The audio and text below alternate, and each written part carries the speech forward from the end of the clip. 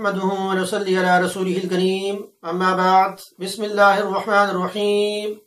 نبی اکرم صلی اللہ علیہ وسلم نے فرمایا کہ جس کو قے الٹی ہو جائے تو اس پر روزے کی قضا نہیں، اور جس نے جان بوجھ کر الٹی قے کی تو اس پر پھر روزے کی قضا ہے۔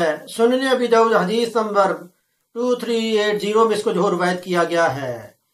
تو مسئلہ یہ ہے کہ اگر قے جو خود بخود نہیں ہوئی بلکہ جان بوجھ کر کی ہے اور وہ منہ بھر کر کی ہے تو اس صورت میں روزہ فاسد ہو جائے گا، اور اگر منہ بھر کر نہیں تو پھر اس سے روزہ فاسد نہیں ہوگا۔ اور اگر قے جو ہے وہ خود بخود ہو گئی اور منہ بھر کر ہوئی اور چنے کی مقدار کے برابر وہ واپس گلے میں لے گیا اور اس کو روزہ یاد بھی ہے تو اس سے روزہ فاسد ہو جائے گا، اور اگر واپس گلے میں نہیں لے کر گیا تو اس سے پھر روزہ فاسد نہیں ہوگا۔ تو اللہ پاک عمل کی توفیق عطا فرمائے۔ مسئلہ سننے کے بعد اسے شیئر بھی کریں تاکہ یہ آپ کے صدقہ جاریہ بن جائے۔ وما علینا الا البلاغ المبین۔